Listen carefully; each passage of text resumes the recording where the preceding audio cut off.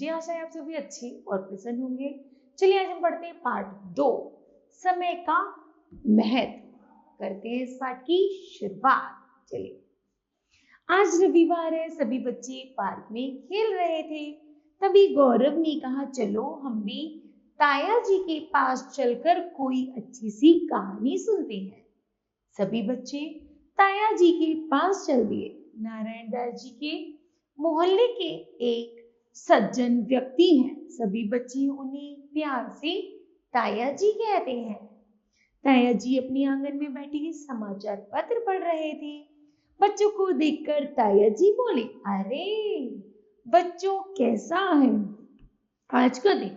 सभी बच्चे बोले, बहुत अच्छा। तभी सचिन बोल पड़ा, ताया जी आज हमें कोई ऐसी बात बताएं जो हमारे जीवन में बहुत काम आए। ताया जी बोले, आज मैं तुम्हें संसार की सबसे अमूल्य वस्तु के बारे में बताता हूं। गौरव कहता है, किस चीज के बारे में? ताया जी ने कहा, तुम सोचकर बताओ। सीमा ने कहा, सोचकर सोना चांदी के बारे में। ताया जी ने कहा, नहीं, इससे भी अमूल्य है। गौरव ने कहा, तो ताया जी आप ही बताइए ना। ताया जी ने कहा, वह वस्तु है समय। यह संसार की एकमात्र वस्तु है जिसकी कीमत नहीं चुकाई जा सकती, और अगर यह एक बार हाथ से निकल गया तो फिर कभी वापस नहीं आता। चंचल ने कहा, ताया जी विद्यालय की दीवार पर एक वाक्य लिखा है, जो समय को नष्ट करता है समय उसको नष्ट करता है। इसका क्या अर्थ है?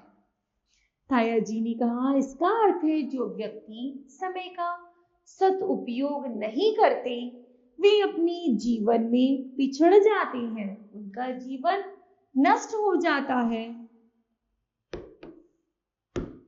सीमा ने कहा, इसी तरह ताया जी जो बच्चे समय पर स्कूल पढ़ने नहीं जाते और व्यर्थ में इधर उधर घूमकर समय नष्ट कर देते हैं, वे कक्षा में पिछड़ जाते हैं और बाद में पछताते हैं। ताया जी ने कहा, बिल्कुल ठीक, इसी को कहते हैं कि अब पछताए होत का जब चिड़िया चुग गई खेत। चिड़िया से याद आया कि चिड़िया भी समय पर चहकने लगती है, मुर्गा सुबह समय पर बांग देता है। गौरव ने कहा, ताया जी सूरज भी तो समय से उदित होता है और समय से ही अस्त हो जाता है। ताया जी ने सबको समझाते हुए बताया कि प्रकृति में होने वाली सभी घटनाएं समय से ही होती हैं।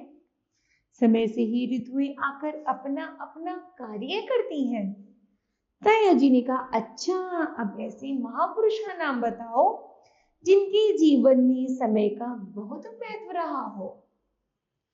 चंचल ने कहा, उनकी कोई पहचान बताएं तो मैं उनका नाम बता दूंगी। ताया जी ने कहा, वे घड़ी हाथ में नहीं पहनते थे, कमर में लटकाते थे। उन्होंने बिना हथियार की स्वतंत्रता की लड़ाई लड़ी।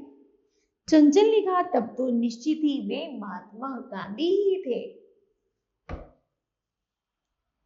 ताया जी ने कहा, हाँ, एकदम ठीक पहचाना, महात्मा गांधी ही वे महापुरुष हैं जिनके जीवन में समय का बड़ा महत्व था। इससे संबंधित उनके जीवन की घटना सुनाता हूं। सभी मिलकर बोले, अवश्य ताया जी। ताया जी ने कहा, सुनो, गांधी जी प्रतिदिन नियत समय पर प्रार्थना स्थल में जाकर प्रार्थना के बाद भाषण देते थे। एक बार उनके लिए तांगा आने वाला था, परंतु तांगे वाला कोई दूसरा सवारी लेकर चला गया। गांधी जी बार बार घड़ी की ओर देख रहे थे। एकाएक उन्होंने पास खड़े आश्रमवासी से कहा, भाई जल्दी से एक साइकिल मंगवा दीजिए। साइकिल आई। महात्मा जी साइकिल पर सवार होकर शीघ्रता से सभा स्थल की ओर बढ़े। सभा स्थल पर पहुंचकर वे जल्दी से मंच पर जा पहुंचे। उन्होंने घड़ी पर दृष्टि डाली और फिर चैन की सांस ली। वे हाँफ रहे थे, परंतु उनके चेहरे पर संतोष था। उन्होंने ठीक समय पर भाषण आरंभ कर दिया। ऐसे थे समय की पाबंद हमारी महात्मा गांधी। यह समय ही है जो व्यक्ति के सामने से बिना रुके निकल जाता है। समय के मूल्य को जानने वाले लोग उसे पहचान लेते हैं और अपना कार्य पूरा करते हैं। वे लोग जो समय को नहीं पहचान पाते, उनके सामने से समय निकल जाता है। समय अपना चेहरा इसलिए छिपाए रहता है कि उसकी पहचान करने वाले ही उसका लाभ ले सके। आइए ना समझ में। सभी बच्चे ताया जी की बातें ध्यान से सुन रहे थे। तभी सीमा ने ताया जी से कहा, ताया जी, कोई ऐसी कविता सुनाइए ना जिसमें समय की महत्व का पता चल सके। ताया जी ने कहा, समय बड़ा बलवान होता है। समय को परखने वाला रंग से राजा और समय की उपेक्षा करने वाला राजा से रंग हो जाता है। अतः हमें समय की गति और उसके स्वभाव को पहचानना चाहिए। अच्छा सुनो, कबीरदास जी यह दोहा समय के महत्व को अच्छी तरह से स्पष्ट करता है। क्या करता है? काल करे सो आज कर, आज करे सो अब, पल में प्रलय होएगी, बहुरी करेगा कब। ठीक है, अर्थात इन पंक्तियों से हमें समय से ही जब सब काम करने हैं तो चलो, अभी भोजन का समय हो गया है तो हमें भोजन करें। सभी बच्चे प्रसन्नता पूर्वक अपने अपने घर चले जाते हैं। इस प्रकार ताया जी ने समय के महत्व को बच्चों को समझाया। तो मुझे आशा है बच्चों यह पाठ आपको अवश्य समझ आया होगा। धन्यवाद।